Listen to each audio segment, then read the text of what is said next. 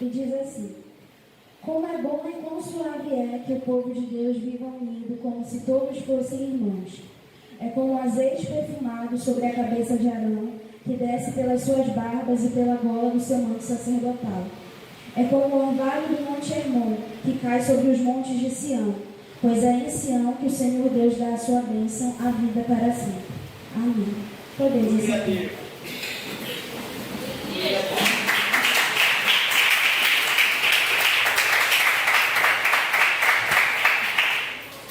O livro de Salmos, ele é o maior livro da Bíblia e ele é um livro composto de cânticos e poemas proféticos, em sua maioria escritos pelo rei Davi.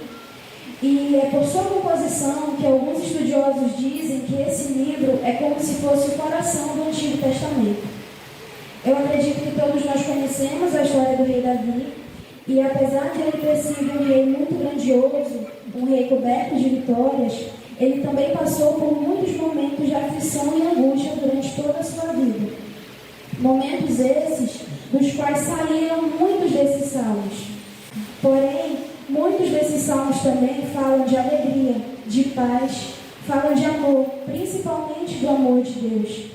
Falam também de união. Em Atos, capítulo 13, versículo 22, o texto bíblico declara que Deus escolheu Davi como rei, declarando ele como um homem segundo o seu coração. Essa afirmação é um testemunho do caráter de Davi, que agradava a Deus e estava alinhado com a sua vontade. Davi não era perfeito. A Bíblia nos mostra que Davi cometeu pecados, como o adultério com Batseba e o assassinato de Urias, que ele ordenou que fosse morto. Apesar dos pecados, ele era um homem segundo o coração de Deus, porque ele buscava a santidade. Quando ele se deu conta do pecado que havia cometido, ele buscou o arrependimento, ele se arrependeu verdadeiramente. Então, a vida de Davi serve como exemplo para nós de que mesmo quando nós falhamos, se nós nos arrependermos verdadeiramente, Deus ele nos recebe de braços abertos, porque Ele preza pela sinceridade do nosso coração. Davi foi o rei escolhido por Deus para unificar Israel e guiar o seu povo para um reinado de paz e prosperidade. O Salmo 133, ele não tem uma data específica para quando foi escrito, porém acredita-se que ele foi escrito durante a unificação das 12 tribos de Israel. Isso foi feito sob o reinado de Davi, celebrando a união e as bênçãos que decorreram dessa conquista, porque foi uma conquista. Esse salmo celebra a harmonia entre os irmãos e as bênçãos que vêm com a união. Essa passagem em si, ela já é muito direta. Ó, quão bom e quão suave é que os irmãos vivam em união. Essa passagem vem nos lembrar de como Deus se agrada quando há união no meio do seu povo. Mas apesar da leitura em si ser bem direta, apesar de ser bem clara, nós devemos refletir no que é necessário para que haja essa união no nosso meio. É necessário que haja respeito, é necessário que haja compreensão, mansidão, paciência, gentileza e entre muitos outros aspectos. Mas desses muitos aspectos, eu ressalto 2. O amor e o objetivo em comum. O que seria esse objetivo em comum? O objetivo em comum, ele fortalece a união. Qual é o objetivo que nós temos em comum? Servir a Deus de maneira que lhe agrade, para que um dia nós consigamos estar com Ele em sua glória. Mas será que só esse objetivo em comum é suficiente para que isso se concretize? Para que nós possamos servir ao Senhor da maneira que lhe agrada, nós temos que estar em comunhão com Ele, em primeiro lugar, mas também devemos estar em comunhão com os nossos irmãos. Esse ponto nos faz lembrar do que está escrito em Eclesiastes capítulo 4, a partir do versículo 9, que diz assim: melhor é serem 2 do que 1, porque 2 pessoas trabalhando ganham mais do que uma, porque se caírem, um levanta o outro. Mas ai daquele que estiver só, pois caindo não haverá quem o levante. Ele encerra dizendo dizendo: um cordão de 3 dobras não se arrebenta com facilidade. Então, amados, Deus não quer que nós andemos sozinhos. Ele quer que estejamos unidos, porque quando estamos unidos, nós somos fortalecidos. Isso nos faz lembrar que nem Jesus andava sozinho. Ele passou por períodos em que precisou se isolar, como, por exemplo, quando ele foi para o deserto e jejuou durante 40 dias. Porém, ele fazia isso como forma de se aproximar mais de Deus. Ele fazia isso com o intuito de ter mais intimidade com Deus. Porém, a maior parte do seu ministério envolvia interagir com as pessoas e sendo acompanhado pelos seus discípulos. Até quando ele se separou dos discípulos e ele mandou que eles fossem e ensinassem o que eles haviam aprendido, ele não mandou que eles fossem sozinhos. Ele mandou de 2 em 2, porque 2 era melhor do que 1 sozinho. Isso nos faz pensar que há momentos em que Deus quer que nós estejamos sozinhos, para que consigamos ver que Ele é o principal alicerce das nossas vidas. Mas também há momentos em que Ele quer que estejamos unidos com pessoas que compartilhem da mesma fé que nós. Tem uma passagem em Provérbios, capítulo 27, versículo 17, que diz assim: como ferro com ferro se afia, assim o homem ao seu amigo. Isso quer dizer que as pessoas aprendem umas com as outras. Nós aprendemos uns com os outros. Então, é importante ressaltar que Deus quer que nós estejamos unidos, porém, Ele não quer que nós estejamos com qualquer pessoa. Tem uma frase que eu digo muito para minha irmã, que é que nós somos influenciados por tudo aquilo que nós consumimos. Quando eu digo consumimos, eu não me refiro só aos alimentos que nós ingerimos, porque isso também contribui para a nossa saúde física. Mas eu me refiro àquilo que nós consumimos através dos nossos olhos e ouvidos. Tudo que nós consumimos, por exemplo, livros, séries, jogos, programas de televisão, tudo isso vai influenciar no nosso comportamento e na maneira como nós vemos as coisas à nossa volta. Logo, se nós assistimos programas com temas leves, com temas dentro dos princípios que nós aprendemos aqui, isso irá servir para edificar o nosso espírito. Mas, se nós chegamos na casa de Deus, oferecemos nossos sacrifícios e quando voltamos para casa, nós assistimos a programas com temas perversos, com violência, com imoralidade, que vão contra tudo aquilo que Deus nos ensina a evitar, isso só irá nos trazer perturbação de mente. Isso só irá trazer maldição para a nossa vida e para dentro do nosso lar. Da mesma forma que isso gera influência nas nossas vidas, as amizades também geram. Então, por exemplo, se eu estou inserido num meio onde as pessoas à minha volta são pessoas que buscam servir a Deus, são pessoas que prezam pelos seus mandamentos, que buscam crescimento intelectual, que buscam crescimento profissional, que buscam ser pessoas melhores, logo eu também vou querer ser melhor. Mas se eu estou inserido num meio onde há pessoas que fazem coisas que desagradam a Deus, que ferem os seus mandamentos, que vão contra os princípios de integridade que nós aprendemos aqui, com o passar do tempo e da convivência, inevitavelmente, nós vamos acabar nos tornando igual a eles. É claro que existem algumas exceções.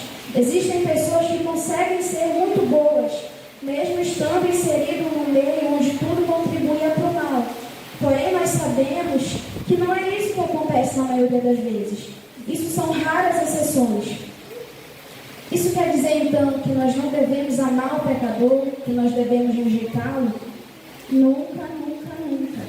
Nós devemos amar o pecador e ajudá-lo a encontrar a salvação. Encontrar a salvação que, pela misericórdia de Deus, nós encontramos. Nós fomos encontrados por Ele. Mas veja bem, ajudá-los a encontrar a salvação não quer dizer que nós devemos nos comportar igual a Ele. Ajudá-lo a encontrar a salvação não significa que nós devemos compartilhar das mesmas práticas das quais nós já fomos libertos. Deus nos separou para que nós fôssemos diferentes. Nós fomos separados e por meio da sua graça nós fomos libertos. Ele nos transformou em nova criatura. Então, como Ele vai manifestar a sua presença em nós? Como Ele vai liberar a salvação por meio das nossas vidas? Se nós nos comportamos igual àqueles que ainda estão perdidos. Quando nós falamos de união, é muito importante ressaltar também o perdão, a capacidade de perdoar. Nós acabamos de sair da semana da Páscoa e durante essa semana muito nos foi lembrado sobre o imenso sacrifício de Jesus. Ele foi humilhado, foi maltratado, foi tão torturado a ponto de ficar desfigurado. Em Isaías 53, no versículo 5 diz: mas ele foi ferido por nossas transgressões, transpassado por nossas iniquidades. O castigo que nos traz paz estava sobre ele, e pelas suas pisaduras nós fomos sarados. Então, Jesus se submeteu a todo aquele sofrimento por amor de nós. E mesmo diante de todo daquele sofrimento, ele não reclamou, ele não pediu por justiça. E ele tinha o direito de pedir por justiça porque ele era inocente. Mas o que ele pediu foi: Pai, perdoai-vos, porque eles não sabem o que fazem. Será, amados, que nós conseguimos ter dimensão do quão extraordinário é esse amor? Do quão extraordinário é esse amor, onde o ferido pede clemência àqueles que estão lhe causando sofrimento? Quantas vezes nós nos recusamos a perdoar alguém que fez algo infinitamente menor, se comparado ao que Jesus perdoou? Nem sempre é fácil liberar esse perdão. Eu digo por mim mesma, é muito difícil. Mas ele nunca disse que seria fácil. O que ele disse foi: amar o teu próximo como a ti mesmo. E ele não condicionou isso a nada. Ele não deu nenhuma condição para que isso fosse feito. Ele não nos disse: ama o teu próximo, mas só se o teu próximo fizer aquilo que te agrada. Ou ama o teu próximo, mas só se o teu próximo te amar de volta. Ou o melhor de todos: ama o teu próximo como a ti mesmo, mas se ele te aborrecer, pode descer o braço nele que não vai ter problema. Não foi isso que ele nos disse. Ele disse: ama o teu próximo como a ti mesmo. E ele não só disse, como ele também nos deu o maior exemplo de como fazer isso. Deus sabe que perdoar é difícil, mas é isso que ele deseja que façamos. Nós sabemos que não é fácil, mas se nos colocarmos à disposição dele, se nos pusermos diante dele e formos sinceros, ele irá nos ouvir. Senhor, eu não consigo perdoar isso. Eu nem mesmo quero perdoar isso. Porque é muito difícil perdoar, mas é mais difícil ainda perdoar quando ninguém nos pede perdão. Mas Deus espera que nós perdoemos a si mesmo. Senhor, eu não consigo perdoar, mas eu sei que é isso que o Senhor espera que eu faça. Então me ajude a ser da maneira que o Senhor deseja. Me ajude a agir como o Senhor agiria. Me molde conforme a sua vontade. O problema, amados, é que muitas vezes nós não queremos ser moldados. Nós queremos que Deus se molde à nossa maneira. E o ser humano, ele é algo muito curioso, porque ele esquece que não é Deus que precisa de nós. Nós é que precisamos dele. Foi ele que nos criou. Foi ele que nos deu o fôlego de vida. E mesmo assim, ele não nos obriga a seguir. Ele nos deu o livre-arbítrio para decidir se nós queremos servir a ele ou não. Porém, o homem tem a arrogância de pensar que Deus vai se diminuir para se encaixar dentro do seu ego, porque ele não quer fazer nenhum tipo de renúncia. E nós sabemos que estar aqui não é fácil.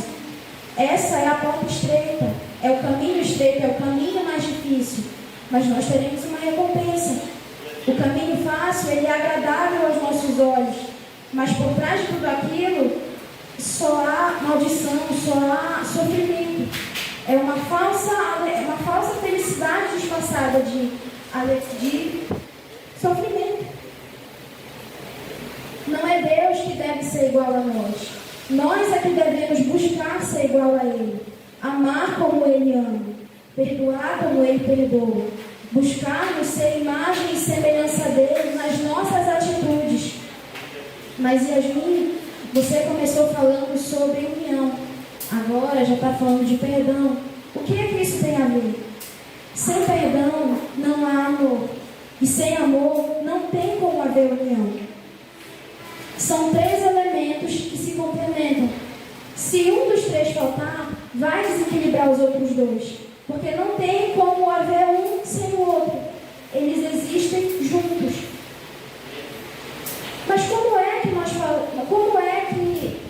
zelamos pela união no nosso meio? Como é que nós podemos fazer isso? É importante falar que a união, ela não é só dentro da igreja. Ela é muito importante que esteja presente dentro da igreja, mas também é muito importante que ela esteja presente em todos os locais que nós estivermos inseridos. Na escola, no trabalho, na faculdade, na nossa casa. Porque nós não somos cristãos só aqui dentro da igreja e da porta para fora deixamos de ser. Nós continuamos cristãos em qualquer lugar onde nós estivermos. Então, se nós queremos que Deus esteja presente nas nossas vidas, se nós queremos que Deus esteja conosco, nós devemos guardar em nossos corações os ensinamentos que Ele nos mostra aqui dentro. Mas como é que Ele vai se agradar de nós, se da porta para fora nós agimos de maneira completamente contrária àquilo que Ele espera que nós façamos? Será que eu convido os irmãos a refletirem nessa noite? Será que eu tenho sido um bom marido para minha esposa? Será que eu tenho sido uma boa esposa para o meu marido? Será que eu tenho sido um bom pai, uma boa mãe para os meus filhos? Será que eu tenho sido um pai amoroso para o meu filho? Será que eu tenho zelado pela união dentro da minha casa? Eu pergunto novamente, como é que nós zelamos pela união?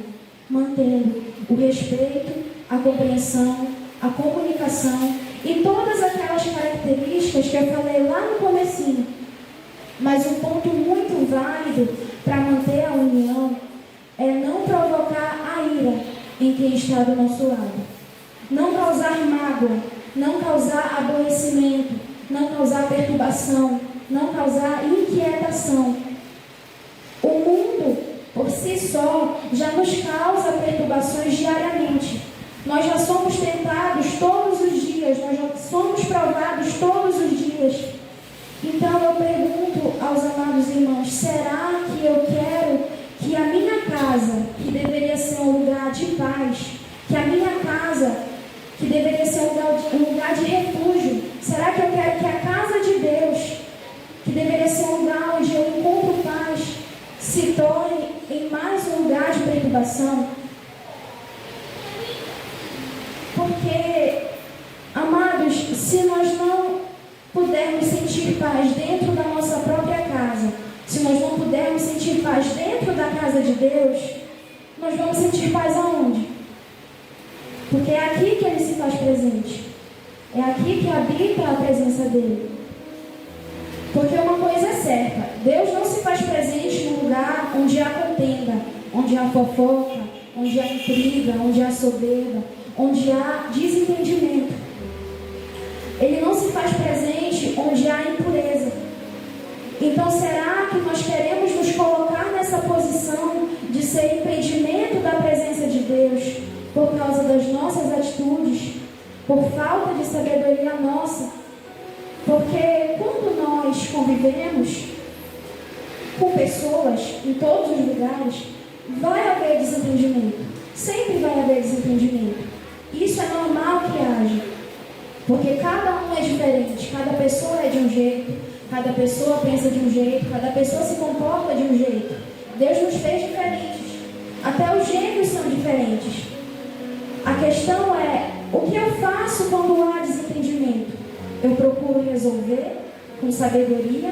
Eu procuro perdoar o meu irmão? Ou eu prefiro guardar no meu coração e cultivar ódio por ele? Cultivar mágoa? Mesmo que eu ainda venha para a casa de Deus, será que o meu coração ele está limpo?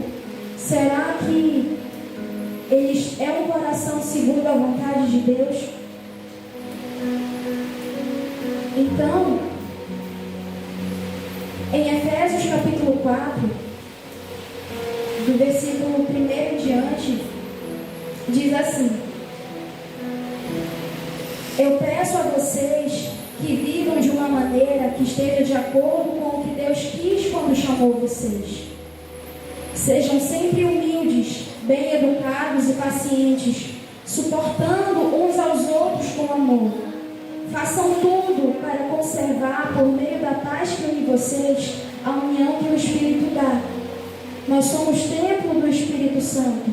Como é que o Espírito Santo vai fazer morada nos nossos corações se nós não estivermos de acordo com a vontade de Deus?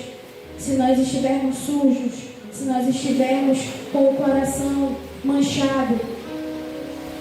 Ainda no capítulo 4, no verso 29, ele continua dizendo: não digam palavras que fazem mal aos outros, mas usem palavras boas, que ajudam os outros a crescer na fé e a conseguir o que necessitam, para que as coisas que vocês dizem façam bem aos que ouvem. E não façam com que o Espírito Santo de Deus fique triste, pois o Espírito é a marca da propriedade de Deus colocada em vocês. E isso é a garantia de que chegará o dia em que Deus os libertará. Abandonem toda a amargura, todo o ódio e toda a raiva. Evitem gritarias, insultos e maldades. Pelo contrário, sejam bons e atenciosos uns para com os outros, e perdoem uns aos outros, assim como por meio de Cristo, Deus perdoou vocês. Então, nós fomos muito amados, nós fomos muito perdoados, e nós somos perdoados todos os dias, porque todos os dias nós falhamos. Todos os dias, às vezes até sem que nós percebamos, nós falhamos com Deus. Então, amados, nessa noite, que nós venhamos guardar essa palavra nos nossos corações e que nós possamos buscar edificar o nosso espírito com perdão, com união, mas principalmente amor. Amor pelo próximo, amor por aquilo que é a vontade de Deus. Nesse momento, eu gostaria de fazer um convite. Você que ainda não aceitou Jesus e gostaria de entregar a sua vida a esse Pai tão amoroso, ou você que gostaria de fazer um concerto com Deus, você que falhou, mas quer melhorar, a oportunidade está aberta. Ou você que se afastou e que não tem forças para voltar, mas que sente falta, saiba que Deus, Ele sente saudade de você também. E Ele se lembra de ti. E Ele te chama pelo nome e está de braços abertos para te receber de volta.